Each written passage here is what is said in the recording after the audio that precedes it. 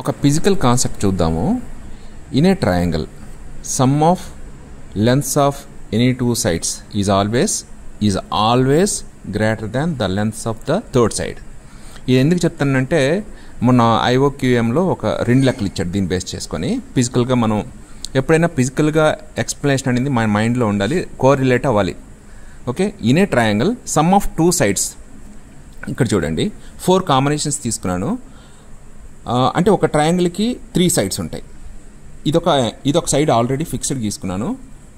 ఇదొక combination 2 sides, ఇదొక combination 2 sides, ఇదొక కాంబినేషన్. సో ఒక సైడ్, మిగతాది ఈ కాంబినేషన్లో 2 సైడ్స్ తీసుకున్నాను కదా. సమ్ ఆఫ్ 2 సైడ్స్ అంటే ఈ సైడ్ అంటే కలిపితే పక్కనే ఇలా పెడతాం. ఈ 2 కలిపితే ఇంత లెంత్ వచ్చింది. బట్ ఆల్రెడీ AB అనేది ఈ 2 లైన్లు కలిపిన కంటే పెద్దది ఉంది. So you cannot draw the triangle. గీయగలవేమో చూద్దాం. ఈ ఎండ్లో ఇది పెట్టాను, ఈ ఎండ్లో ఇది పెట్టాను. సో ఈ 2 కలవాలంటే there is a large gap. So you cannot form a triangle. Okay, ఫిజికల్గా చూడండి అపేర్ అవుతుంది. ఇది ఫెయిల్. ఇది లెంత్ ఉంది, పక్కన పెట్టాను. పక్కన పెట్టడం వల్ల ఈ లెంత్ కంటే ఈ 2 సమ్ము పొడవుంది. ఇది తీసుకున్నాను, ఈ సైడ్ కంటే ఈ 2 సమ్ము పొడవుంది, పెద్దది ఉంది.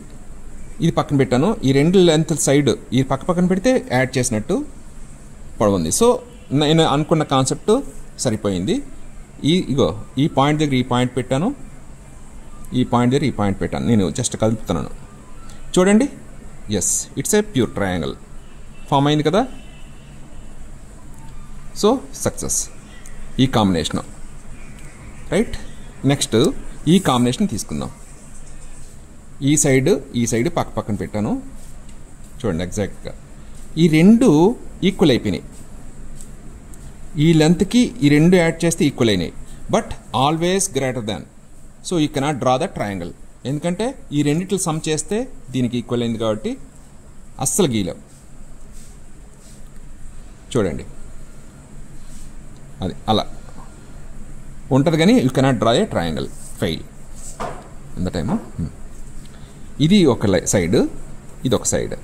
ఈ 2 సైడ్లు యాడ్ చేస్తే ఈ సైడ్ కంటే ఈ 2 సైడ్లు సమ్ కంటే ఇది ఎక్కువ ఉంది.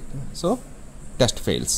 కావాలంటే చూడండి, ఇంత లెంత్ ఉంది కదా, ఇది ఇక్కడ టచ్ అవుతుంది, ఇక్కడ టచ్ అవ్వాలి ఈ length. So this test was failed.